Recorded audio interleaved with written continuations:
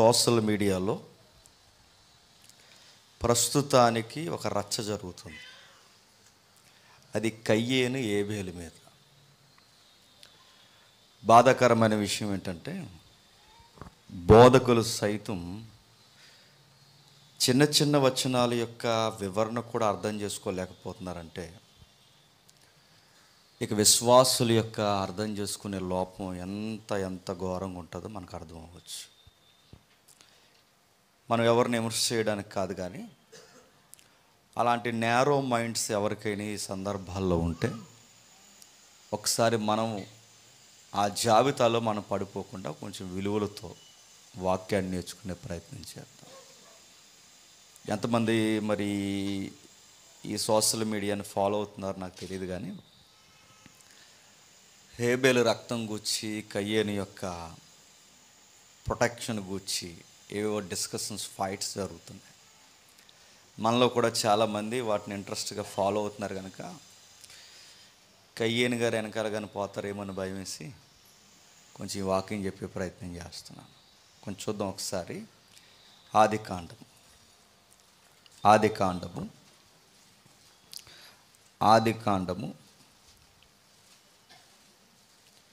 4వ అధ్యాయం. బాగా వినండి, చాలా సున్నితమైన సంగతులు ఉన్నాయి ఇక్కడ. ఆదికాండం 4వ అధ్యాయం 1వ వచనం. ఆమె గర్భవతి అయి కయ్యేనును కని యెహోవా దయ వలన ఒక మనుష్యుని నేను సంపాదించుకుంటుని, తర్వాత ఆమె తమ్ముడగు హేబేలును కనెను. హేబేలు గొర్రెల కాపరి, కయ్యేను భూమిని సేద్యపరచువాడు. కొంతకాలమైన తర్వాత కయ్యేను పొలము పంటలో యెహోవాకు కొంత అర్పణగా తెచ్చెను. హేబేలు కూడా తన మందలో తొలిచూలు పుట్టిన వాటిని, క్రొవ్విన వాటిని కొన్ని తెచ్చెను. యెహోవా ఏబేలును అతని అర్పణను లక్ష్యపెట్టెను. కయ్యేను అతని అర్పణను దేవుడు లక్ష్య పెట్టలేదు. కాబట్టి కయ్యేనికి మిక్కిలి కోపం వచ్చి అతడు తన ముఖమును చిన్నబుచ్చుకొనగా యెహోవా కయ్యేనుతో, నీకు కోపమేలా? ముఖము చిన్నబుచ్చుకొని ఉన్నావేమి? నీవు సత్క్రియ చేసిన ఎడల తలెత్తుకొనవా? సత్క్రియ చేయని ఎడల వాకిట పాపము పొంచియుండును. నీ ఎడల దానికి వాంఛ కలుగును, నీవు దానిని ఏలుదువనెను. కయ్యేను తన తమ్ముడైన ఏబేలుతో మాట్లాడెను. వారు పొలములో ఉన్నప్పుడు కయ్యేను తన తమ్ముడైన ఏబేలు మీద పడి అతనిని చంపెను. యెహోవా, నీ తమ్ముడైన ఏబేలు ఎక్కడున్నాడని కయ్యేను అడగగా అతడు, నేను ఎరుగను, నా తమ్ముడికి నేను కావలివాడనా అని. ఆగుతాం. చదివిన వచనాలు మన 9 వచనాలైనా ఆ 9 వచనాలు మనం ధ్యానించడానికి నాకు తెలిసి ఒక 4 వారాలు పడుతుంది. నేను ముందే చెప్తున్నాను, ఇది పార్ట్ 1. చదివినవి 9 వచనాలే, కానీ దాని ధ్యానంలో గనక వెళ్ళగలిగితే ఒక 4 వారాలు ఇది సిరీస్ నడుస్తుంది. నాకు ఎప్పటి నుంచి ఆశ ఏంటంటే ఆదికాండం నుంచి ఎవరేం చేయాలని. మరి ఆ సిరీస్ ఎప్పుడు స్టార్ట్ అవుద్దాం మీకు ఆ ఓపుకుంటే. ఆదికాండం నుంచి స్టార్ట్ అవుతే 6 నెలలు అయిపోద్ది అంటే నాకు తెలుసు 6 నెలలు కాదు 60 సంవత్సరాలు అవుద్ది. ఎందుకంటే అంత ఉంటుంది. మీకు ఉదాహరణ చెప్తాను. ఎప్పుడో నేను మత్తయి సువార్త చెప్దామని స్టార్ట్ చేశాను. కేవలం 9 వచనాలు వివరించడానికి నాకు 2.5 సంవత్సరాలు పట్టింది. అంటే ఒక వచనం వెనకాల అంత సందర్భానుసారమైన చరిత్ర ఉంటుంది అన్నమాట. అందులో ఒక ఉదాహరణ మనకు తెలిసిందేలే అనుకోకండి, తెలియని చాలా ఉన్నాయి. ఈ 4 అధ్యాయంలో ఈ మూలం మనకు అర్థమైతే బైబిల్లో దేవుని ఉద్దేశం చాలా వరకు మనకు అర్థమవుతుంది. మీకు ఇంకా బాగా అర్థం కావాలంటే కొరింథీలో ఒక స్టేట్మెంట్ ఇచ్చాడు చూడండి పౌలు గారు. కొరింథీ పత్రిక మొదటి పత్రిక, కొరింథీలకు రాసిన మొదటి పత్రిక 10వ అధ్యాయం కొరింథీయులకు రాసిన మొదటి పత్రిక 10వ అధ్యాయం 11వ వచనం. పాత నిబంధనలో రాయబడిన ఇశ్రాయేలీయుల యొక్క సంగతులు దృష్టాంతములుగా ఇశ్రాయేలీయులకి లేదా పూర్వకాలపు ప్రజలకి సంభవించి యుగాంతమందంటే క్రొత్త నిబంధన కాలంతో ముడిపడిన మనందరికీ బుద్ధి కలుగుటకై రాయబడి ఉన్నవి. చదివిన వచనం ఏమర్థం అవుతుంది? పాత నిబంధన ఎందుకు, క్రొత్త నిబంధన ఎందుకని ఎవరైనా అడిగినప్పుడు ఈ రెఫరెన్స్ చూపించండి. 66 పుస్తకాల యొక్క సమ్మేళనం చదివితే కానీ దేవుని చిత్తం ఏంటో అర్థం అవుతుంది. వాళ్ళకి ఎందుకు ఆ సంగతులు ఎందుకు సంభవించాయంటే దేవుని యొక్క సార్వత్రిక చిత్తంలో లేదా ఆయన సంపూర్ణమైన అధికారంలో రాబోతున్న ప్రజల కంటే ఇంకా ఈ 140 అంటే 140 మన భారతదేశం ఈ 700 కోట్ల మంది జనాభాకే కాదు, ఈరోజు ఎవరైనా పిల్లలు పుడితే ఈ 2 నిమిషాల్లో చాలామంది పుడతారు. ఈరోజు పుట్టిన పిల్లలకు సైతం ఏవో దేవుడు కొన్ని సంగతులు చెప్పాలనుకున్నాడట. ఆ చెప్పాలనుకున్న సంగతులు పూర్వం మన పితరుల దగ్గర నుంచి కొన్ని పాఠాలు వాళ్ళ లైఫ్ స్టైల్లో నుంచి మన కొరకు రికార్డ్ చేశాడట. అర్థమైంది? అర్థం అవ్వలేదు? అర్థమైపోతే చెప్పండి, మరి చెప్తాను. అంటే ఎందుకంటే ఈ మౌలికమైన విషయాలు అర్థం కాకపోతే నేను చెప్తున్నాను, బైబిల్ అర్థం చేసుకోవడం చాలా చాలా ఫెయిల్యూర్ అయిపోతారు. అలా ఫెయిల్యూర్ అయిపోయి కొత్తగా చెప్పాలని చెత్తలా చెప్తున్నారు బయట బోధలు. చూసారా? ఆ జాబితాలో మన సంఘం ఉండకూడదు. మీలో ఒకరిని కదిపినా మీరు చెప్పేలా ఆన్సర్, అది దేవుని చిత్తం కాదండి అని. కాబట్టి కొంచెం జాగ్రత్తగా విందాం. ఈ 9 వచనాలు మీరు జాగ్రత్తగా విడదీయగలిగితే నేను కొన్ని పాయింట్స్ చెప్తాను, వాటిని 5 భాగాలుగా పెట్టండి. ఈ 4 వారాల్లో చూద్దాం. మొట్టమొదటిది, అన్న తమ్ములు ఇరువురు తెచ్చిన అర్పణను గురించి మొదటి సందర్భంలో మనకు కనబడుతుంది. 2, అంగీకరించిన అర్పణ, అంగీకరించని అర్పణ.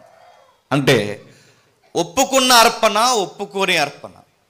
3వది, అర్పణ అంగీకరించలేనందుకు కయ్యేని యొక్క రియాక్షన్, దేవుని యొక్క వార్నింగ్, అడ్వైస్. ఇది 3వది. మళ్ళీ చెప్పను ఒకసారి, కొంచెం అతన్ని ఏదోలాగా కొంచెం కూల్ చేయండి అమ్మా, లేదంటే కిందకి తీసుకెళ్ళండి. నాకు అదో రకమైన సైకోయిజం ఉందన్నమాట. అంటే నాకు ఎవరైనా డిస్టర్బెన్స్ చేస్తే చెప్పలేదు, ఒకసారి తిట్టేస్తాం. అందుకే మా పిల్లలు నాకు దరిదాపులో ఉండవద్దు అంటాను. ఎందుకంటే ఈ పిల్లలు ఏడితే నిలవ ఉంటే ఇంక మా పిల్లలు ఏడితే మెసేజ్ అంతా మర్చిపోతాను. సరే విందాం.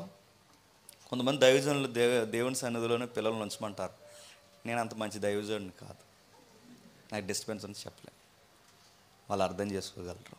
ఓకే, మొదటి పాయింట్, అన్నదమ్ములు ఇరువురు తెచ్చిన అర్పణను గూర్చి. 2వది, అంగీకరించిన అర్పణ, అంగీకరించని అర్పణ. 3వది, అర్పణ అంగీకరించలేనందుకు కయ్యేని యొక్క రియాక్షన్, దాని వెనకాల దేవుని యొక్క వార్నింగ్ అంటే అడ్వైస్.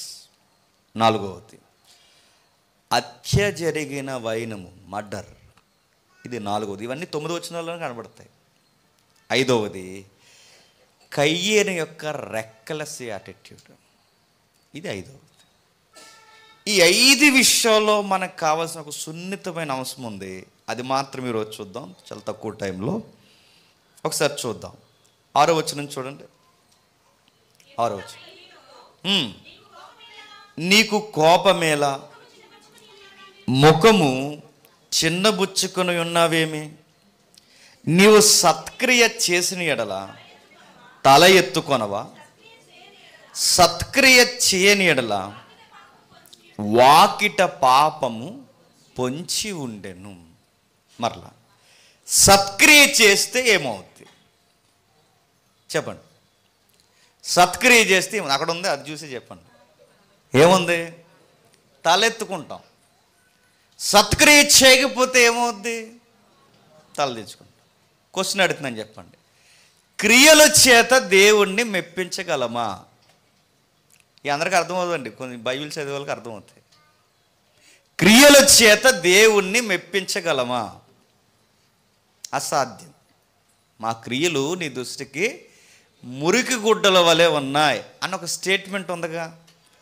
మరి సత్క్రియ చేస్తే దేవుని ఎదుట ఎలా తలెత్తుకుంటాం? క్రియలకి దేవుని ఎదుట నిలబడ్డానికి సంబంధం ఏంటంటే, ఇది జాగ్రత్తగా కనుక మనం డీల్ చేయలేదనుకోండి, దేవుడిని నమ్ముకుంటే చాలండి, ఇంక ఏ పని చేయాల్సిన అవసరం లేదని ఒక నేరో మైండ్ తయారవుతారు. లేదండి, క్రియలు చేస్తేనే దేవుణ్ణి మనం తలెత్తుకుని దేవుని ఎదుట నిలబడగలమని అనుకుంటే మళ్ళీ రోమన్ క్యాథలిక్ దగ్గరికి వెళ్తారు. నా మాట అర్థమైందో లేదు? మరలా క్రియలు చేస్తే తలెత్తుకుంటామని ఆదికాండంలో కనబడితే, రోమపత్రిక ఏముందంటే క్రియలు లేకుండానే ఒక వ్యక్తిని దేవుడు నిర్దోషిగా చేశాడు. ఎట్లా అంటే కృపచేత అన్నాడు. ఎలా అట? దావీదు కానీ అబ్రహాము కానీ క్రియలను బట్టి విశ్వాసులు కాదు. దావీదైన అబ్రహామైనా విశ్వాసం అంటే దేవుని నమ్మారు గనక, ఆ నమ్మకం వెనకాల దేవుని కృప ఉంది గనక మీరు నీతిమంతులను డిక్లేర్ చేసింది. అంటే ఏ క్రియ చేయకముందే అబ్రహాము దావీదు లాంటి వారు నీతిమంతులుగా తీర్చబడ్డారు. మరి ఇక్కడ క్రియలు చేయమని ఉంది ఏంటండి? అందుకే బైబిల్ ఏముందంటే, ఎక్కడో కొన్ని వచనాలు అటు ఇటుగా మనం చదివేస్తే దేవుని సంపూర్ణ చిత్తం మనకు అర్థమవుతుంది. ఇవి సరిగ్గా అర్థం అవ్వకపోతే అటు ఒక డాక్టర్ని తయారు చేసుకుని ఒకరు వెళ్ళిపోతారు, ఈ డాక్టర్ని తయారు చేసుకుని ఒకరు వెళ్ళిపోతారు. అందుకే ఐ ఫర్ గ్రైస్ అని ఒకటి ఉందో మీరు చూసారా? కృప, అపరిమితమైన కృప. ఈ గ్రేస్ అనే పేరు మీద ఏమని తెలుసా? ఇక ఏ క్రియలు చేయకూడదండి. మీరు సినిమాలు చూసినా ఏమవుదు, మీరు ఏం చేసినా పర్లేదు, ఎందుకంటే దేవుడు అపరిమితమైన కృపలో ఏం చేశాడంటే దేవుడు మిమ్మల్ని క్షమించేశాడని ఎక్స్ట్రీమ్ గ్రేస్ కోసం మాట్లాడే ఒక కృప ఉంది తెలుసా? అదొక డాక్టరేన్. మరికొంతమంది ఆ పిల్ల కిందకి వెళ్ళిపోతుంది చూడండి, ఎవరున్నారు అక్కడ? మరికొంతమంది ఏం చేశారంటే, లేదు క్రియలు చేయలేండి అనగానే మరికొంతమంది ఏం చేశారంటే, వాళ్ళందరూ కలిసి పాప పరిహారదాపు పత్రికలు అమ్మడం స్టార్ట్ చేశారు.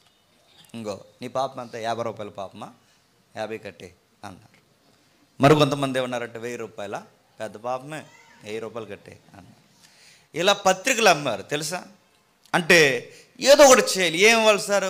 బలిపశువు ఇమ్మంటారా, మనీ ఇమ్మంటారా, పంట పొలాల్లో ఏమన్నా ఇమ్మంటారని కొన్ని విచిత్రమైన తెగలు విడిపోయాయి. ఇవన్నీ మీకు అర్థం కావాలంటే ఆదికాండం 4వ అధ్యాయం మీరు జాగ్రత్తగా డీల్ చేయగలిగితే విషయం దేవుని చిత్తం అక్కడ అర్థమవుతుంది. అలాగే ఉంచండి, మర్చిపోక రెఫరెన్స్ చూద్దాం, అర్థం చేసుకునే ప్రయత్నం చేయండి నన్ను, ఓకేనా?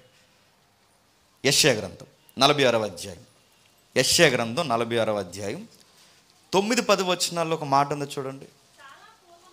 చాలా పూర్వమున జరిగిన వాటిని జ్ఞాపకం చేసుకొని, దేవుడను నేనే, మరి ఏ దేవుడును లేడు,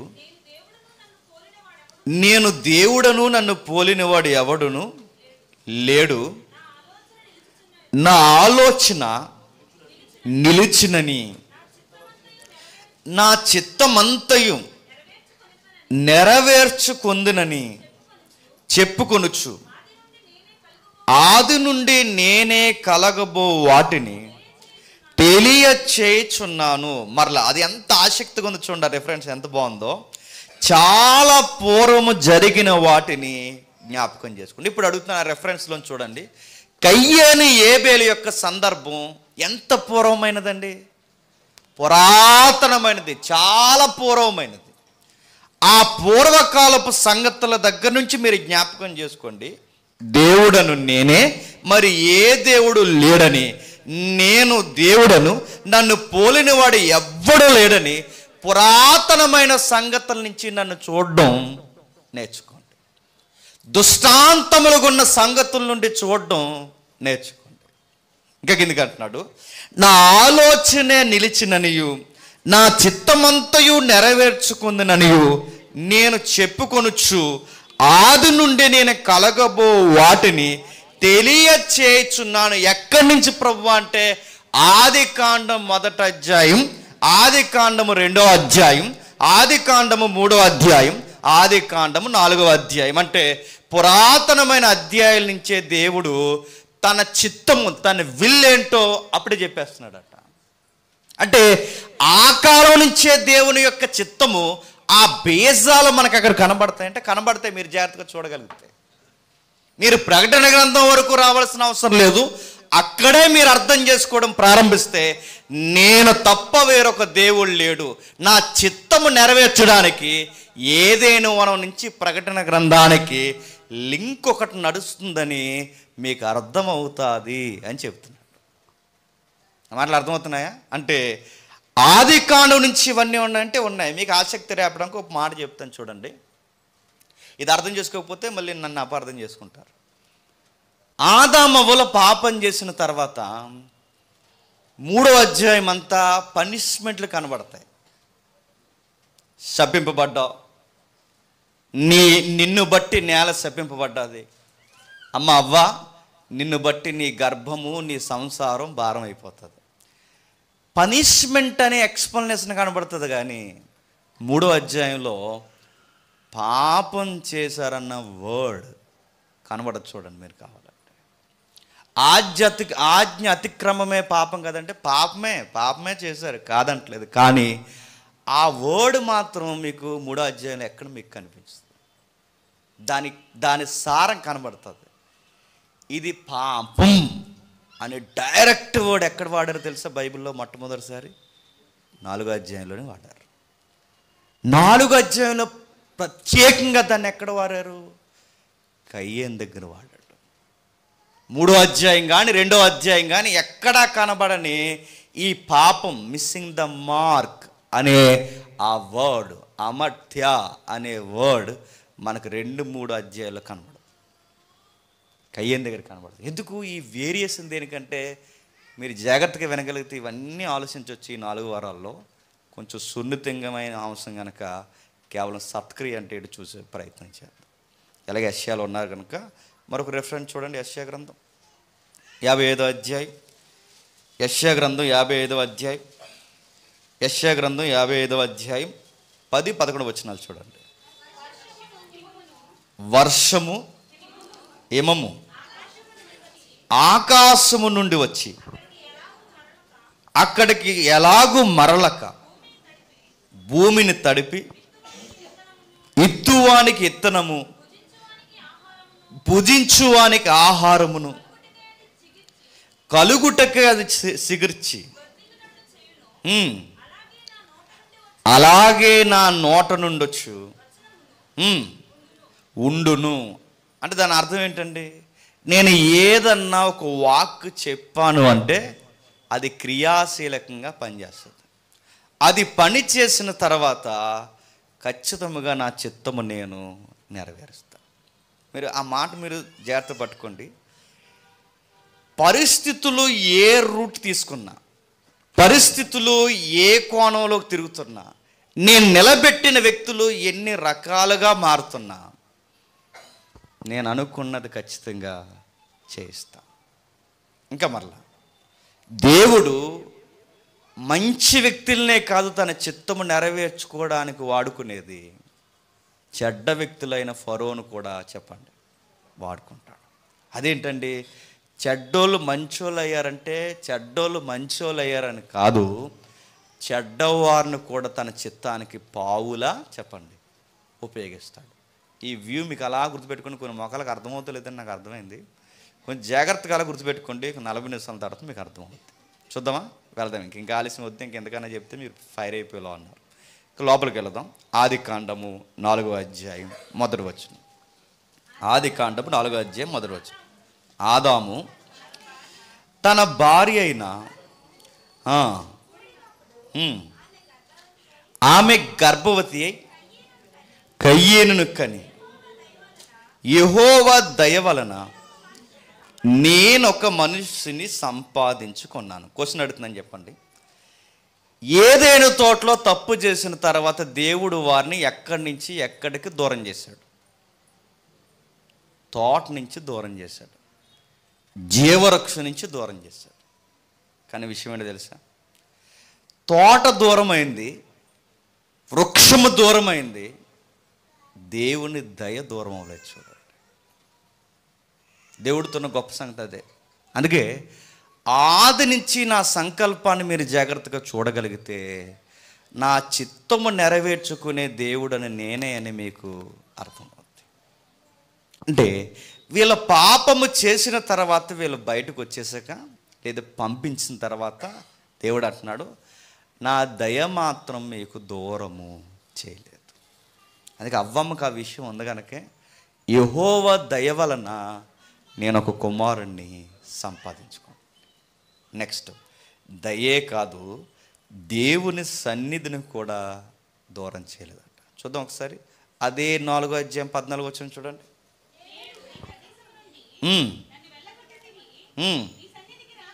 నీ సన్నిధికి రాకుండా వెలివేయబడి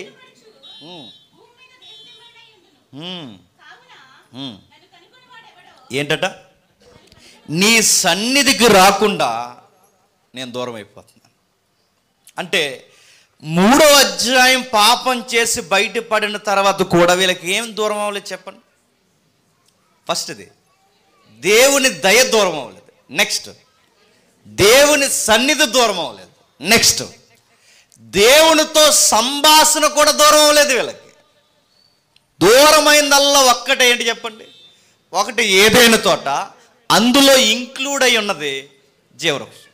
అంటే దేవుని కరుణ కానీ, దేవుని కృప కానీ, దేవుని సంకల్పం కానీ, దేవుని యొక్క సహవాసం కానీ, ఆ మాట్లాడే ఆ దేవుని యొక్క ప్రేమ కానీ ఆదాముకు కానీ, అవ్వకు కానీ, కయ్యేనికి కానీ, హేబేలుకి కానీ చెప్పండి దూరం అవ్వలేదు.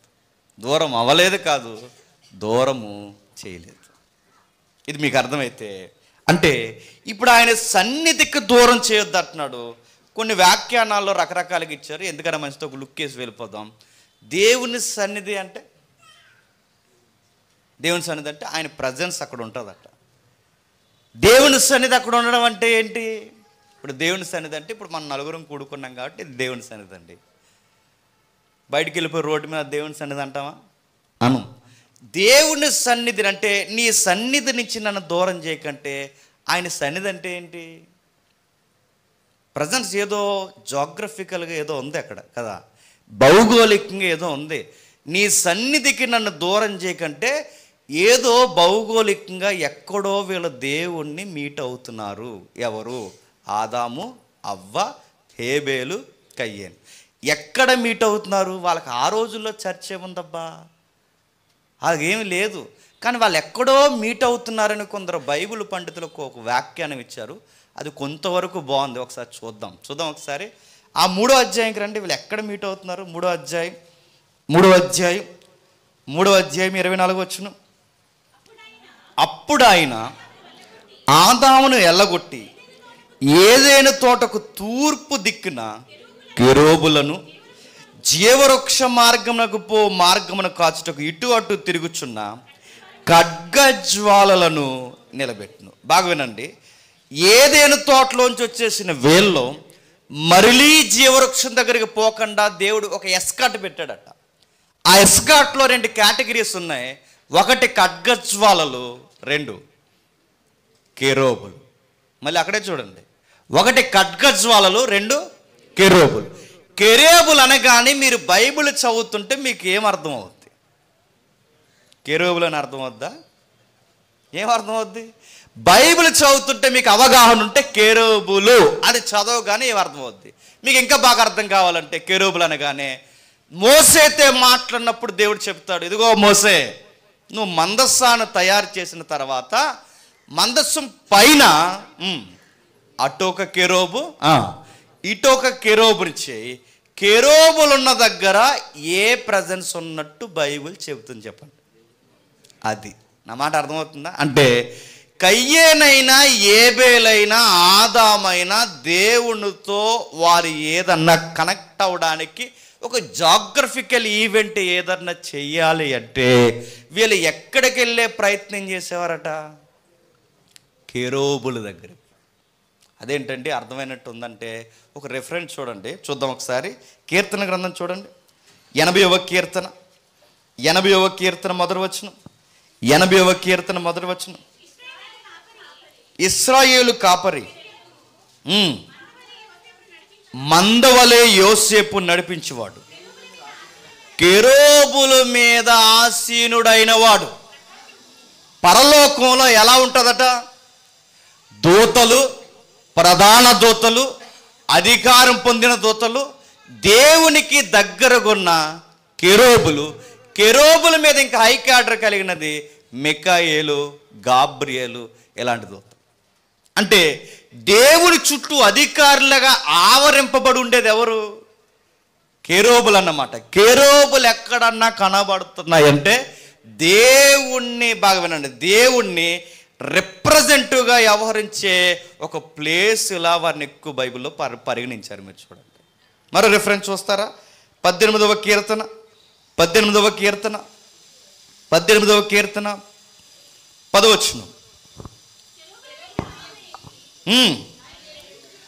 కెరూబుల మీద ఎక్కి ఆయన వచ్చును. ఎక్కడ కెరూబులు అనే ప్రస్తావన చూడండి, దాని వెనకాల ఎవరున్నట్టు కనబడుతుందండి? దేవుడు. ఇప్పుడు చెప్పండి, ఇలా తవ్వుతూ ప్రతి పదాన్ని మనం కదిపితే ఈ 9 వచనాలు ఎన్ని వారాలు చదువుకొచ్చి చెప్పండి. ఇప్పుడు అర్థమైపోవాలి మీకు 4 వారాలు ఎందుకు పడుతుందో. అర్థమైందా? మరొక వచనం చూద్దాం. మొదటి సమూయేలు గ్రంథం 4వ అధ్యాయం 4వ వచనం. మొదటి సమూయేలు గ్రంథం 4వ అధ్యాయం 4వ వచనం. కాబట్టి షిలోహునకు కొందరిని పంపి అక్కడ నుండి కెరూబుల మధ్య ఆసీనుడైన వాడు. చూసారా? మీరు ఎక్కడైనా రెఫరెన్స్ కదపండి, కెరూబులు అనగానే ఎవరు కనబడుతున్నారండి? లేదండి అన్ని పాత నిబంధనలు వచనాలు జీవిస్తున్నారండి అనుకుంటారా? ఎబ్రీ పత్రిక ఒకసారి చూద్దాం. ఎబ్రీలకు రాసిన పత్రిక 10వ అధ్యాయం. ఎబ్రీలకు రాసిన పత్రిక 10వ అధ్యాయం.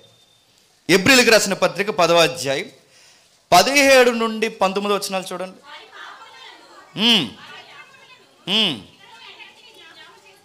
ఇంకను ఎన్నటికీ జ్ఞాపకం చేసుకొనను ప్రభు చెప్పుచున్నాడు, మీకు క్షమాపణ ఎక్కడ కలుగునో ఇకను ఎన్నడునూ ఉండదు. యేసు మన కొరకు ప్రతిష్ఠించిన మార్గమున అనగా జీవము గలదియు ఆయన శరీరమును త్వర ద్వారా మార్గమున ఆయన రక్తము వలన పరిశుద్ధ స్థలమునందు ప్రవేశించుటకు మనకు ధైర్యము కలుగుతుంది. ఆ రెఫరెన్స్ అలాగే పట్టుకోండి. మొదటి వచనాలకు రండి. ధర్మశాస్త్రము రాబోచున్న మేలులు ఛాయగలదే గాని ఆ వస్తువుల యొక్క నిజ స్వరూపం గలది కాదు గనక ఆ యాజకులు ఏటేటా ఎడతెక్క అర్పించుటకు ఒక్కటే విధమైన బలులు వాటిని తెచ్చి వారికి ఎన్నడూను సంపూర్ణ సిద్ధి కలుగు చేయాలి. అంటే పాత నిబంధనలో బలులైనా పాత నిబంధనలో అర్పణలైనా ఎక్కడికైనా ఏదన్నా తెస్తున్నారు అంటే వీళ్ళకి కనెక్ట్ అయ్యే ప్లేస్ ఒకటి ఉంటుందట. ఆ ప్లేస్ దేనికంటే పతనమైపోయిన మనుష్యుడు దేవునితో కనెక్ట్ అయ్యే ఒక ప్లేస్ ఉంటుందట. క్రొత్త నిబంధనలో వేరు.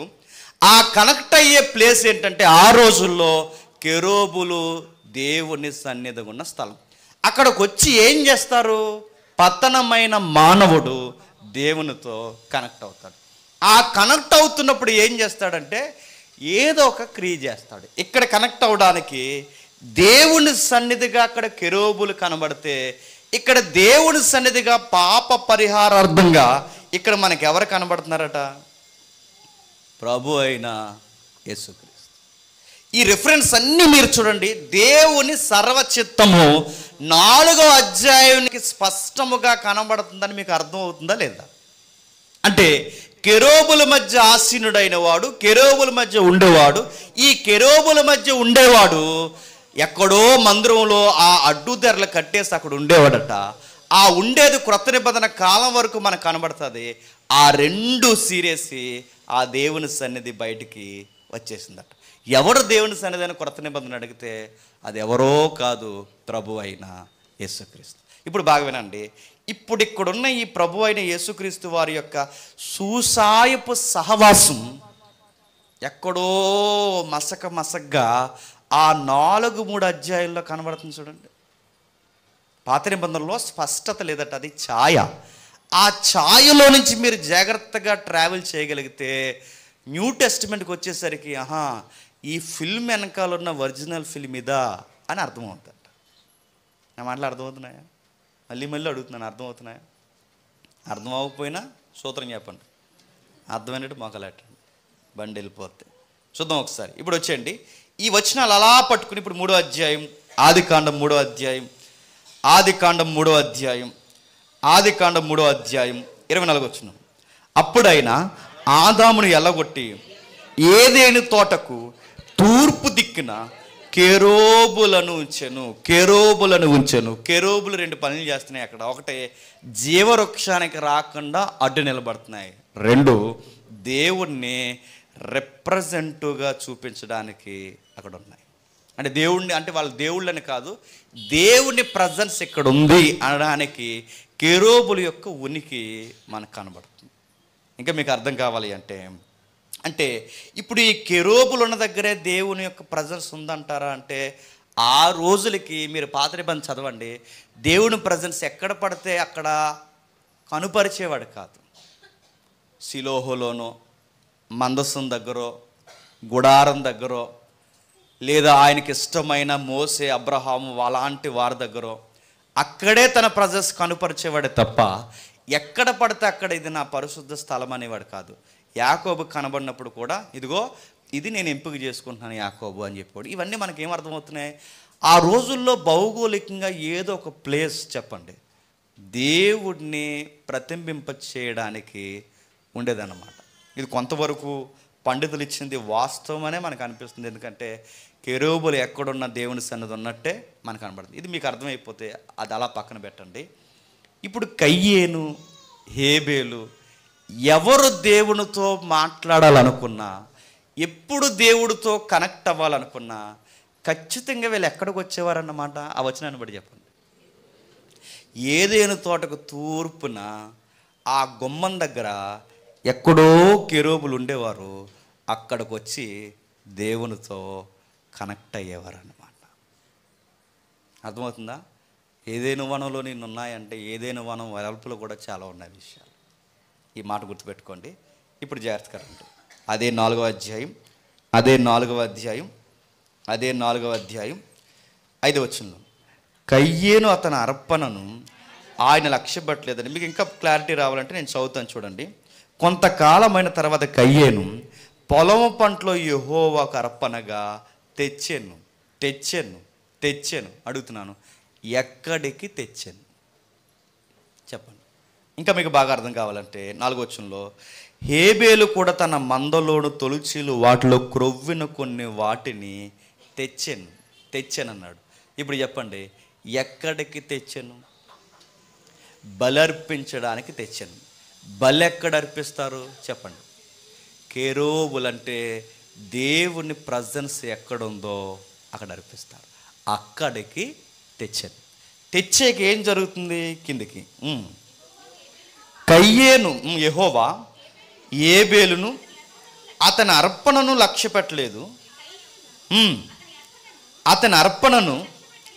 పెట్టలేదు.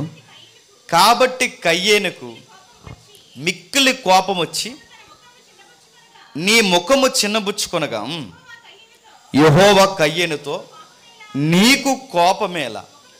నీ ముఖము చిన్నబుచ్చుకొని ఉన్నావేమి?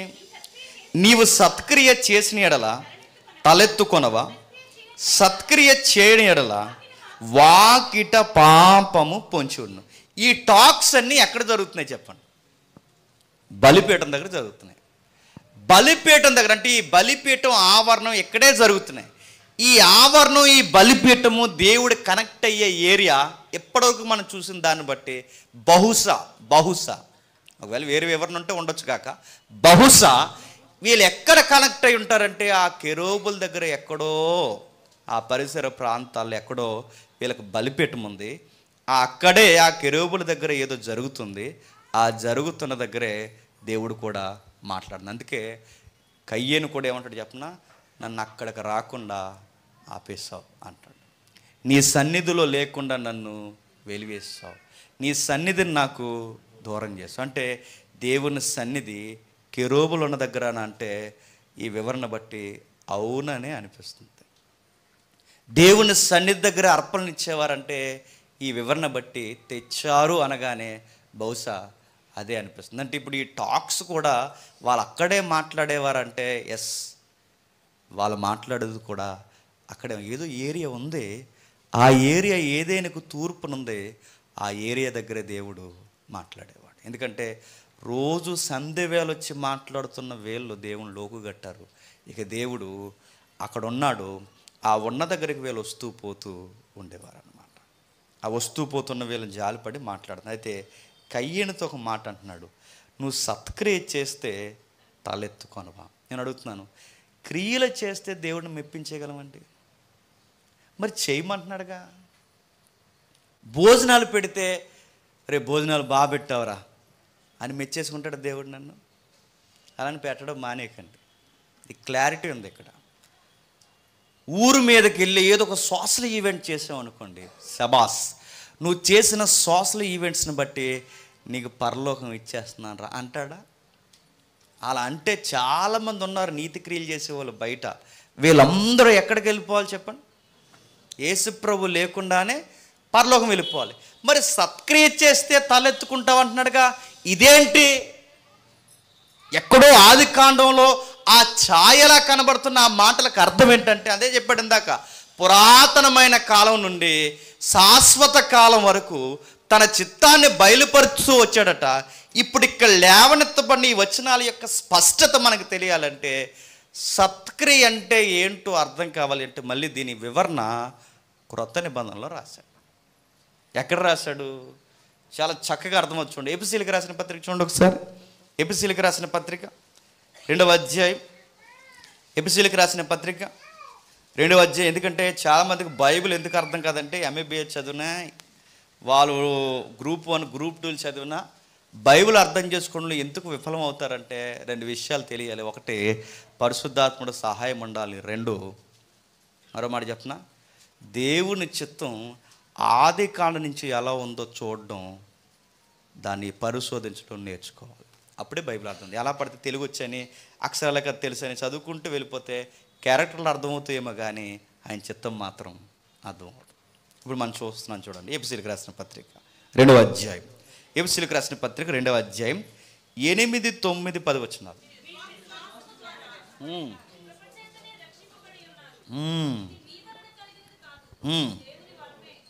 బాగా వినండి. మీ విశ్వాసం వలన కృపచేతనే రక్షింపబడ్డారు. పాపము చేసిన వెంటనే 3వ అధ్యాయంలో వీళ్ళు ఏమైపోవాలండి? చచ్చిపోవాలి. ఇక జనరేషన్ ఏమి లేదు. ఇక కానీ వాళ్ళ విశ్వాసం ఈ వచ్చిన మీకు అర్థమైతే కృపచేత వాళ్ళని ఏం చేశాడట అంటే, ఎపిసీలో నుంచి ఆదికాండాన్ని చూడండి, కృపచేత వాళ్ళని ఏం చేశాడట? రక్షించాడు. రక్షించాడు గనకే కృప ఉంచాడు గనకే దయ ఉంది. దయ కృప అంటే ఆ కృపను ఉంచాడు. ఆ కృప ఉందగనకే దేవుని సన్నిధి వాళ్ళ దగ్గర ఉంది. ఆ కృప ఉందగనకే వాళ్ళకి కాస్త దేవునితో మాట్లాడగలుగుతున్నారు. అంటే మీరేదో రాచకార్యాలు చేయడం వలన మీరు బతికలేరు. ఏబేలు, కయ్యేను, ఆదాము, అవ్వ, మీరు ఏదో క్రియలు చేయడం వలన బతికలేరు. కానీ నా కృప వలనే మీరున్నారు. అది ఆదామైనా, హవ్వైనా, హేబేలైనా చెప్పండి, కయ్యేనైనా, ఈరోజు ఇక్కడ కూర్చున్న నువ్వైనా, నేనైనా, దేనిని బట్టి ఇంకా మనం సజీవుల లెక్కల్లో లేదా ఈ జనాభా లెక్కల్లో మనం ఎలా ఉండగలిగామంటే కేవలం దేవుని కృప. నేను ఇది చేశాను కాబట్టి నేను ఉండగలిగాను అనడానికి ఎవరికి మీసం మెలయడానికి రైట్ లేదు. ఎందుకంటే ఆయన మెప్పించి ఎంత చేసి ఎంత రక్షింపబడే, అంటే నా మాటలు బాగా వినాలండి, రక్షింపబడే క్రియలు మనం చేయలేం. రక్షణ అంటే రక్షణ వచ్చే క్రియలు మనం చేయలేం. మరి కిందికి ఏం చెప్తున్నాడో ఇంకా కిందికి చెప్తున్నాడు చూడండి, అట్టి క్రియల వలన కలిగినది కాదు గనక ఎవడును అతిశయింప వీలు లేదు. మరియు వాటి యందు మనం నడుచుకొనవలనని దేవుడు ముందుగా సిద్ధపరిచిన సత్క్రియలు చేయుటకే మనము క్రీస్తు యేసునందు సృష్టింపబడిన వారమై ఆయన చేసిన పని అయి ఉన్న ఒక 2 క్రియలు మీకు కనబడుతున్నాయి, మీరు చూడండి. 1:8 వచనంలో నేను చదువుతున్నాను చూడండి. మీరు విశ్వాసం ద్వారా కృపచేతనే రక్షింపబడి ఉన్నారు, ఇది మీ వలన కలిగినది కాదు, ఇది దేవుని వరమే. మనం ప్రజెన్స్లో ఉన్నాము అంటే మనం ఏదో గొప్ప క్రియలు చేయడం వలన కాదు, దేవుడు బతికేండ్రా అని అలా వదిలేశాడట. నెక్స్ట్ చెప్తున్నాడు దాన్ని కొనసాగిస్తూ, అది క్రియల వలన కలిగినది కాదు. మనకి రక్షణ అనే ఒక కార్యము క్రియల వలన రాలేదు. మీరు ఎలా నీతిమంతులయ్యారండి అంటే 100 మందికి భోజనాలు పెట్టానండి అంటే లెక్కల్లోకి రాదు. నీతి అనేది క్రియను బట్టి రాదు, నీతిమంతులు అనేది క్రియలను బట్టి జరగదు. అంటే ఇది క్రియల వలన కలిగినది కాదు, ఎవడును అతిశయపడడానికి వీల్లేదు. అబ్రహాము గారు ఎలా నీతిమంతుడయ్యారంటే బలి అర్పించినప్పుడు, అంటే కొడుకుని బలిగా అర్పించినప్పుడు నీతిమంతుడయ్యాడా? బలి అర్పించక ముందే దేవుడు అబ్రహాము నీతిమంతుడిగా తీర్చాడా? చెప్పండి. ఆ మాట అర్థమవుతుందో లేదో, రోమపత్రికలో ఉన్న మాటలే. అంటే బలి ఇంకా అర్పించక మునిపే, ఏ క్రియ చేయక మునిపే అబ్రహాముని దేవుడు నువ్వు నీతిమంతుడని తేల్చేశాడు. ఎలా తేల్చా ప్రభు అంటే ఆయన్ని నమ్మాడు. నమ్మిన దానిని బట్టి, అంటే విశ్వాసమును బట్టి నీతిమంతులు తప్ప క్రియలను బట్టి నీతిమంతులు కారు. అంటే క్రియలను బట్టి నీతిమంతులు కాదని బైబిల్ డిక్లేర్ చేసినప్పుడు కయ్యేన్ని ఎందుకు క్రియ చేయమంటున్నాడు? సత్క్రియ చేయమంటాడుగా, గుడ్ వర్క్స్ అన్నాడు, దాన్ని సత్క్రియ చేయి అన్నాడు. సత్క్రియ అడుగుతున్నాను, క్రియను బట్టి మంచి వాళ్ళు కాదన్నప్పుడు మరి ఎందుకు కయ్యేన్ని క్రియలు చేయమంటున్నాడు? ఎందుకంటే కిందకి చెప్తున్నాడు చూడండి, అది క్రియల వలన కలిగినది కాదు, ఎవడును అతిశయపడ వీలు లేదు, మరియు వాటి యందు మనం నడుచుకొనవలనని ఏటి యందు కిందికి వివరణ, దేవుడు ముందుగా సిద్ధపరిచిన సత్క్రియలు చేయటకే మనము రక్షింపబడి ఉన్నాము. ఒక లైన్ చెప్తాను, ఇది అర్థమైపోతే అంత అర్థమైపోద్ది, అర్థం కాకపోతే ఎవరిని ఇస్తాను చూడండి. కృపచేత రక్షింపబడ్డాం. బాగా వినండి, కృపచేత రక్షింపబడ్డాం. దేనికి కృపచేత రక్షింపబడ్డాం చెప్పండి? సత్క్రియలు చేయడానికి రక్షింపబడ్డాం. అంటే నేను క్రియలు చేయడానికి రక్షింపబడ్డాను తప్ప క్రియలు చేసి, చెప్పండి, ఇది అర్థమైపోతే అంత అర్థమైపోతుంది మీకు.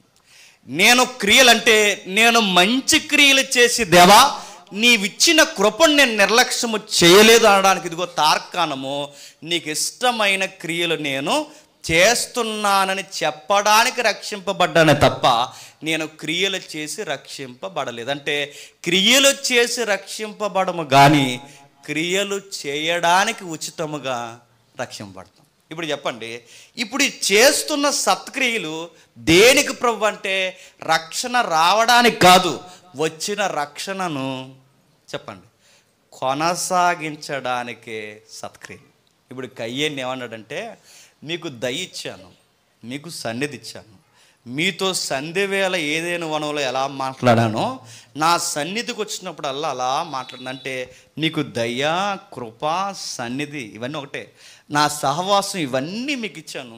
ఎందుకు ఇచ్చానంటే కయ్యేను, నిన్ను రక్షించిన నేను, అంటే మిమ్మల్ని ఇంకా కావాలనుకుంటున్న నేను, ఈ దయా, కృప, ఈ కరుణ, నా సన్నిధి, నాతో మాట్లాడే సహవాసం నీకైనా మీ అమ్మ నాన్నకైనా ఎందుకు ఇచ్చానంటే ఇక నుంచి దాన్ని మంచిగా మీరు క్రియలు చేయడానికి వాడతారని ఇచ్చాను కయ్యాను అన్నాడు. ఇంత తీసుకుని, అంటే కృప తీసుకుని, దయ తీసుకుని, నా సన్నిధి తీసుకుని, ఇంకా మీ ప్రవర్తనలో నేను ఇష్టపడే సత్క్రియ కనబడకపోతే నా ఎదుటి నువ్వు తలెత్తుకోలేవు. అన్నమాట అర్థమవుతుందా? బలి అర్పించడం వలన తల కాదు, బాగా వినండి, బలి అర్పించడం వలన తలెత్తడం కాదు, కృపను నిలబెట్టుకోవడానికి నీ ఎదుట సత్ప్రవర్తన కలిగి ఉన్నామా ప్రభువా అన్నప్పుడు తలెత్తుకుంటావు. కయ్యేనికి ఏం చెప్తున్నాడు తెలుసా? కృపను నిర్లక్ష్యం చేయకు, ఇచ్చిన క్షమాపణ లేదంటే ఈ సహవాసాన్ని తేలిగ్గా తీసుకోకండి. నీకు మళ్ళీ చెప్తున్నాను, నేను ప్రేమించి మీరు ఏం చేస్తారు తెలుసా? మంచిగా బతుకు కయ్యాను. ఇప్పుడు నిన్నైనా నన్నైనా దేని బట్టి రక్షించాడండి? మా నాన్నమ్మ ప్రార్థన బట్టి రక్షించాడా? దేని బట్టి రక్షించాడండి? మనం ఏదో గొప్ప క్రియలు చేయడం వలన మనం రక్షించాడు. దేన్ని బట్టి రక్షించాడండి? ఆయన ఓర్మి వలన, ఆయన కృప వలన రక్షించాడు. రక్షించిన మనం ఉచితముగా రక్షణ ఇచ్చేశాడు. ఇప్పుడు ఉచితంగా ఇచ్చిన రక్షణ నేను ఏం చేయాలి ప్రభు అంటే, ఇంక నన్ను రక్షించేశాడు కనుక నేను ఏం చేయక్కరొద్దు, మా ఇంట్లో కూర్చొని టీవీ చూస్తా అంటే కుదురుద్దా? ఆ ఉచితమైన కృపతో నేను రక్షించడానికి నువ్వు ఇప్పుడు ఏం చేయాలంటే విశ్వాస సంబంధమైన సత్క్రియలు చేయాలంటే, ఈ క్రియలు దేనికి ప్రభు అంటే నీతో నేను కనెక్ట్ అయి ఉండడానికి. కయ్యేన్ అన్నాడు, కనెక్ట్ అవ్వు ఉండు, సిగ్గుపడే పనులు చేయకు. అంటే ఎపిసి పత్రికలోంచి మనకి ఏమర్థమవుతుందో చెప్పనా? ఎపిసి పత్రికలో చెబుతున్న వివరణ ఆదికాండం 4వ అధ్యాయంలోనే చెప్పేశాడు దేవుడు. ఎపిసి పత్రిక క్రొత్త నిబంధనలో యేసుప్రభు వారు కానీ శిష్యులు కానీ కొత్తగా చెప్పింది ఏమి లేదండి. ఆ ఉన్నదాన్నే వాళ్ళు వివరణాత్మకంగా చెప్పారు. ఎందుకంటే దేవుని చిత్తం అప్పుడు ఒకలాగా ఇప్పుడు ఒకలా ఉండదు. పాత నిబంధనలో ఒకలా, క్రొత్త నిబంధనలో ఒకలా ఉండదు. ఎందుకంటే నిన్న నేడు నిరంతరము ఏకరీతిగా ఉంటాడు.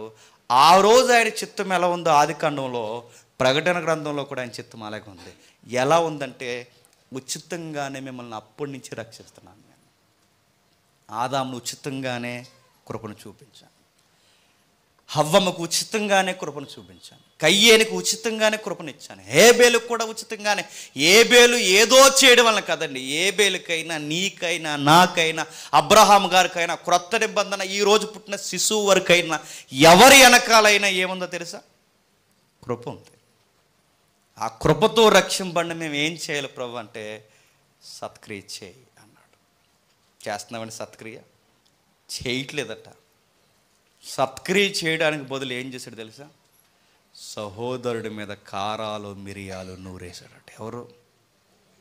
ఈడు నూరెత్తన్నాడన్న సంగతి ఎవరికి అర్థమైపోయింది చెప్పండి? మనం ఎలాంటి చెప్పనా? దేవుడు మనకి మేలు చేస్తే దేవానికి స్తోత్రం అంటాం. అదే మేలు దేవుడు ఎదుటోడికి చేశాడు అనుకోండి, దేవునికి స్తోత్రం అంటాం కానీ ఆడి మీద ఒక కన్ను వేసి ఉంచుతాం. వీడు బాగా దేవుళ్ళో ఎక్కువైపోతున్నాడు. ఈ రాంగ్ యాటిట్యూడ్ ఆ రోజు అన్నదమ్ముల మధ్య వచ్చేసిందండి. మీరు చూసారు?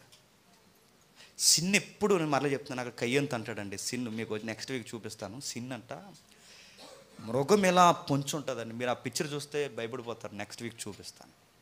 ఒక పెద్ద పులి వాకిట్, అది ఎలా ఎప్పుడైనా పిల్లులు దేని మీదకైనా అటాక్ చేస్తున్నప్పుడు, పిల్లి పులి ఒకటే నేచర్ మీరు చూడండి, అది అటాక్ చేస్తున్నప్పుడు అలా తొంగుని అలా వంగుడి అది రెడీగా అటాక్ చేయడానికి అలా పొంచుంటుంది చూసారా?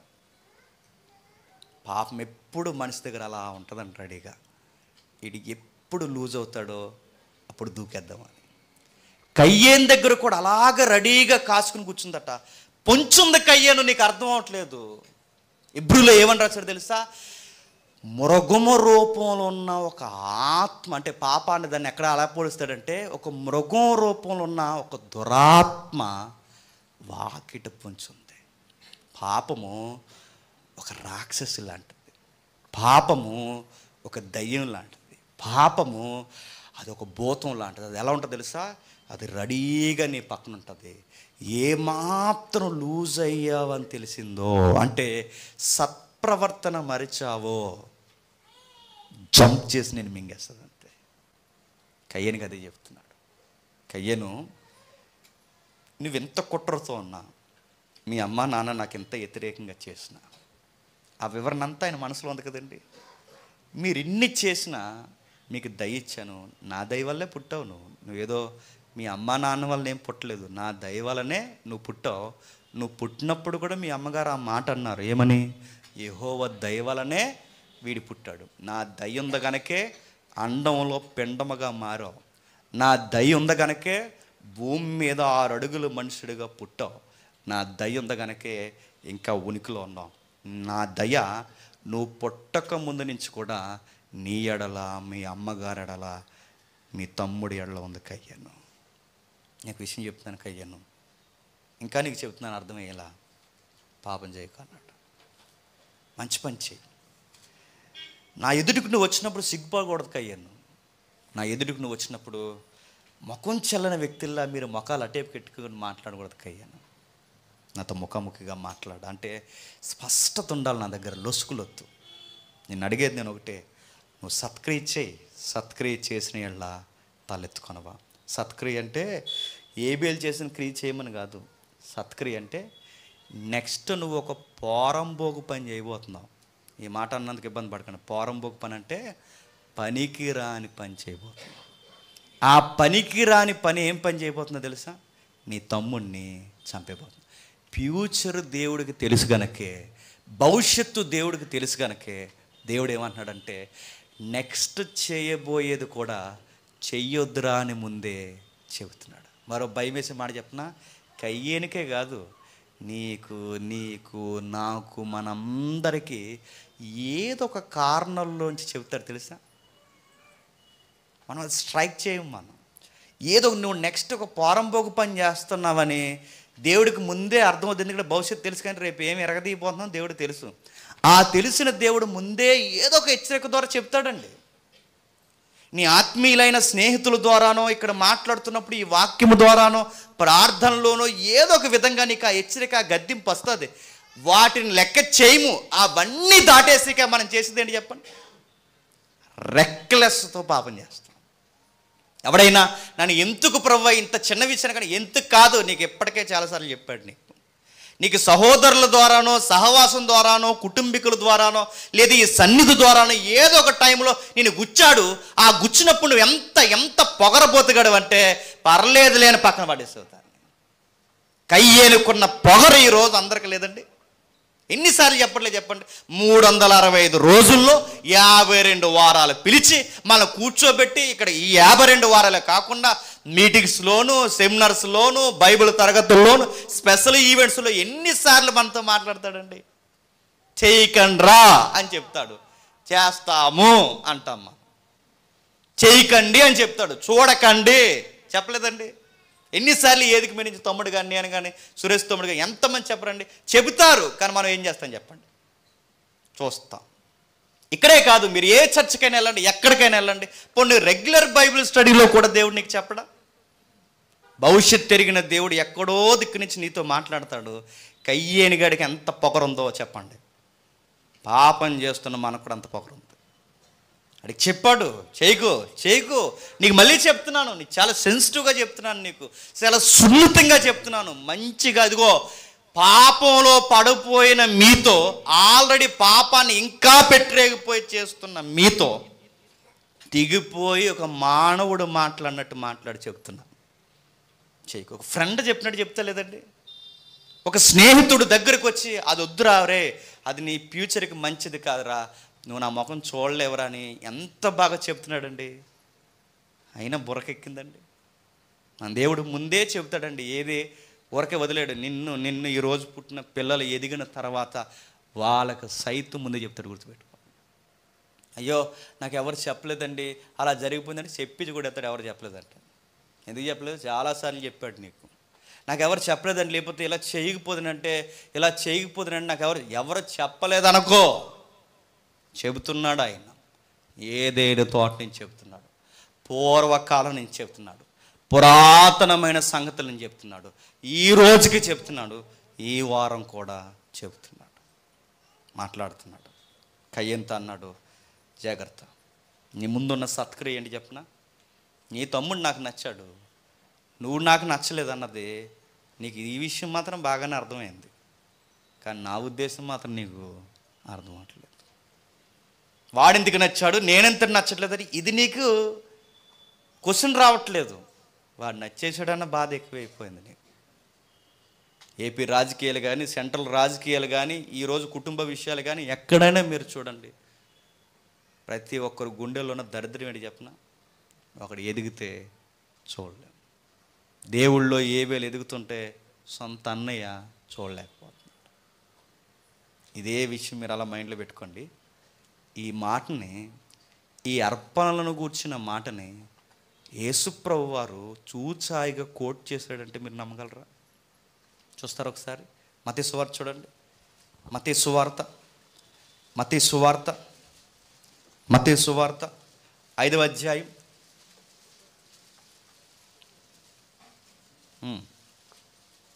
మత్తయి సువార్త 5వ అధ్యాయం 21వ వచనం చూడండి. నరహత్య చెయ్యొద్దు, నరహత్య చేయువాడు విమర్శకు లోనగునని. ఇందులో మీకు కయ్యేను కనబట్టలేదా? నా మాట మీకు అర్థమవుతుందో లేదు? నరహత్య చెయ్యొద్దని 4వ అధ్యాయంలో కయ్యేనికి చెప్పిన దేవుడే మత్తయి సువార్త 5వ అధ్యాయంలో ఎవడో చెప్తున్నాడు చెప్పండి? నీకు నాకు చెబుతున్నాడు. కయ్యేనికి 4వ అధ్యాయంలో చెప్పాడు, మత్తయి సువార్త 5వ అధ్యాయంలో నీకు నాకు చెప్తున్నాడు. అంటే ఇంకా ఆ కయ్యేనిగాడి రోత స్వభావం మనలో ఉందని ఎరిగిన దేవుడు ఎంత వివరణ ఇస్తున్నాడో చూడండి అక్కడ. మత్తయి సువార్త 5వ అధ్యాయం 21వ వచనం. నరహత్య చేయవద్దు, నరహత్య చేయువాడు విమర్శకు లోనొగితే నువ్వు తలెత్తుకోగలవా? ఎందుకంటే దేవుడు విమర్శ చేస్తే ఆన్సర్ చేయగలవాడు ఎవడు చెప్పండి? ఆయన డిఫెన్స్ మొదలెడితే, ఆయన ఆర్గ్యుమెంట్ మొదలెడితే, ఆయన రంగంలోకి దిగి ఏంట్రా ఈ పని అని విమర్శ చేయడం మొదలు పెడితే ఆయన ఎదుట ఒక్కడైనా తలెత్తుకోగలడా?